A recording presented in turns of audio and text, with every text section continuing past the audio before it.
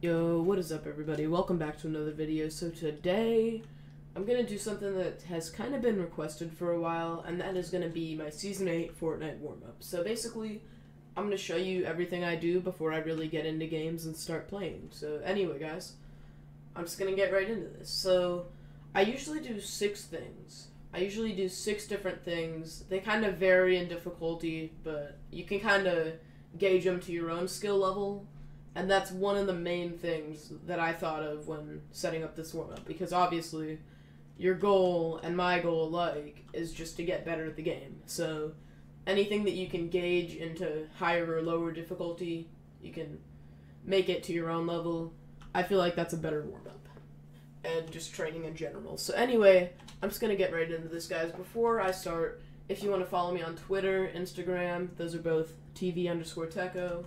YouTube, obviously the subscribe button below, and support a creator code Teckoh if you want to do that. And anyway guys, that's going to be it.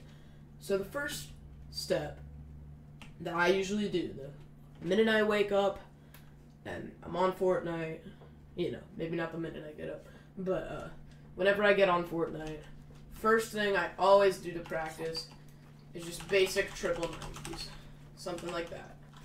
And I honestly, cannot express the importance of these enough. You can also do them like infinite. If you don't like using floors, you can do it like that. Any style of 90 that you want to do, up to sky limit maybe once or twice, depending on how much you really want to work on it. Just to basically warm up your building. I feel like this is really underrated. Like, 90s are literally the best way to get, I mean, I guess they're not underrated, but they're the best way to get high ground at the moment in Fortnite. As you saw, that probably took me like 30 seconds, maybe a minute, and I got to sky limit. And I did how many sets of 90s? A damn lot, that's for sure. So yeah, that's usually the first thing. I would usually do it 1 or 2 more times up to sky limit, but just for the sake of the video, you guys get what I mean. So anyway, the next thing that I'm going to show you, and something that I'm still working on, really, it's just side jumps, self-coning, stuff like that. I do some 90s in here too. Oh, I fell. See, I missed my jump button. Oh god, now I look like a bot. Comment hashtag Teckoh is a bot. But yeah, just stuff like this. Self-coning. Maybe something where you go like that. Oh crap. Oh my god, I look like such a bot right now. And something like that, like this, or even just like this. Then you add it back up, something like that. Just so pretty much the same thing, honestly, but just, and obviously do include some of these side jumps.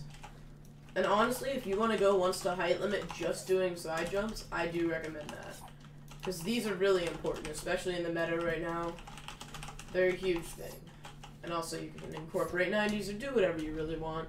So that's basically side jumps and coning. But anyway, next one I'm going to show you is one that you do at ground level usually. You can go 1 up if you want to, which is what I usually do.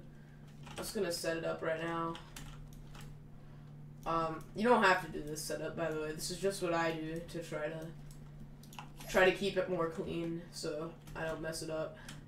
But this is basically just simple turtling. So basically what you do, something like that, edit through, do that. And the main point of turtling is in scrims where you're see, I screwed up really bad right there. I built all around me. It's because I'm not warmed up. I'm literally doing my warm-up right now as I make this video. I wanted to make it more of a legitimate video.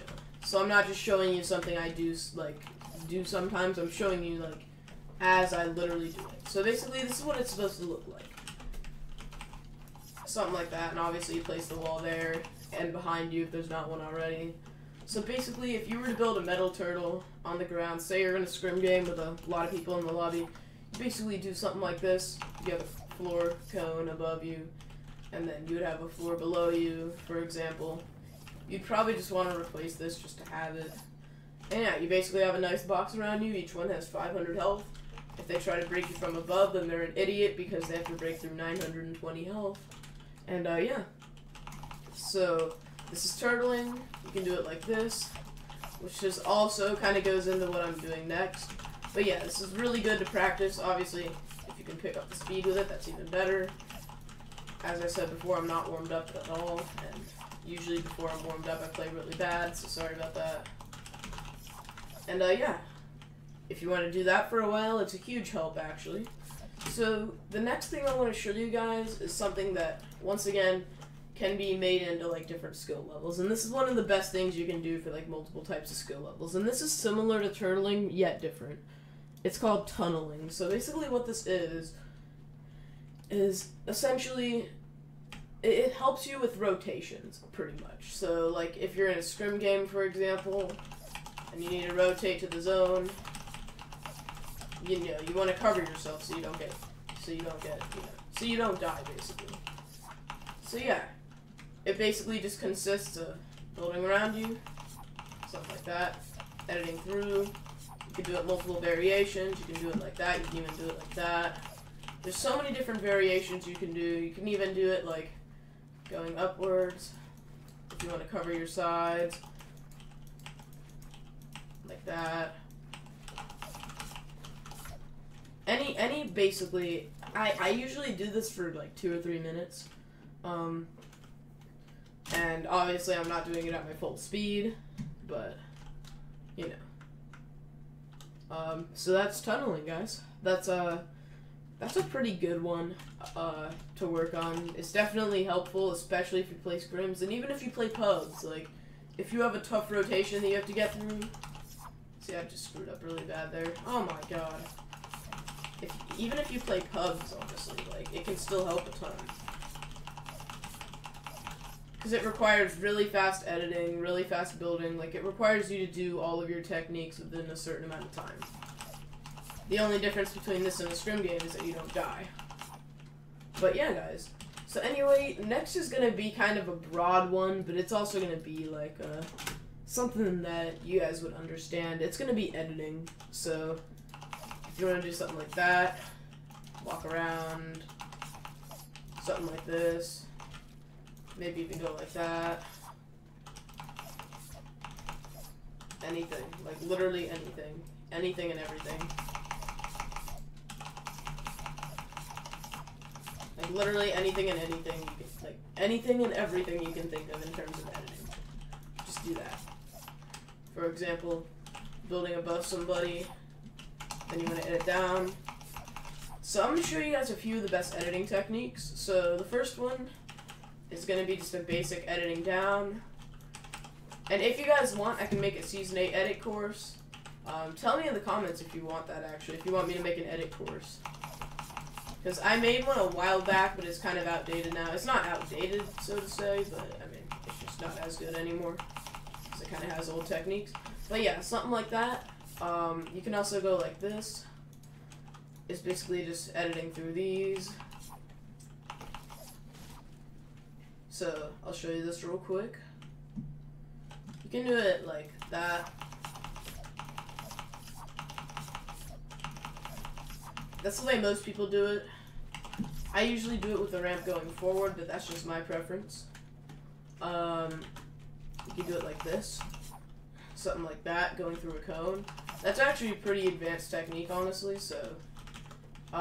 another thing I do is kind of like ramp up and edit it after I place it. It's not really too advanced, but it's definitely, it definitely requires some quick, movement. So, yeah. And honestly, anything else you can think of. This also can be incorporated into tunneling, as I said before. Because, I mean, obviously you have to edit a lot. Another thing, you get above somewhere. And you just go like that, if you want to build like a giant kind of chain of that. You just get above it, right? Boom. Screw that up. Just go through the chain. It's up to you, really. Just practice your editing. That's all I have to say. It's really important. It's really just like, I mean, a good edit can be the difference between winning and losing the game. And it can be the difference between getting 5 kills in a game and dying and getting 20 and winning. Anyway, the next thing I want to show you guys has to be over here, and this is going to be the last thing. So, let me just break that. Oh, that's broken down. Alright. And it's literally just 1v1s. The best reason to do 1v1s is that, one, it gives you actual fight experience, because everything I've shown here is solo. And it's like, it's obviously helpful, because I would not give you something that is not helpful. But it's also like, I feel like, I've said like so many times in this video. Can somebody count how many times I've said like in this video? Or But anyway, on a real note, 1v1s basically give you real fight experience. You get to actually fight against another person. So one of the best ways to find 1v1 partners is honestly just to join a Discord like FNPL, T-Fault Scrims if you're in it, or even my Discord, and just look for somebody to 1v1 with, find somebody that's good and about your skill level, and just turn them into a long-term partner. Start 1v1ing. I'll show you the setup for 1v1s for anybody who doesn't know. If you do know, just bear with me for a second. So usually, each person starts with a specific loadout. So, usually what I do is a blue assault rifle, a blue pump shotgun, and a blue suppressed SMG. And, yeah. You basically get 2 ramps, so you can set it up using, like, normal builds, too, if you want. Something like that. And you just want to have the 2 ramps, but I have it like this, so I'm just going to go over here. You have a wall in the middle. You both run up to the wall. You're actively sprinting into the wall, right? And then you confirm the edit, and then you start building up. And then whatever happens, happens. And basically, you'll eventually meet up. You edit on them, do whatever you want. And yeah, it's a fight. And you can just repeatedly do that. I usually do that for... I don't really do 1v1s as often. I kind of just do them for like a warm-up, but I don't really do them like, you know, I don't spam do 1v1s, which kind of explains why I'm not as fast as some people. But I like to think I'm pretty good with it.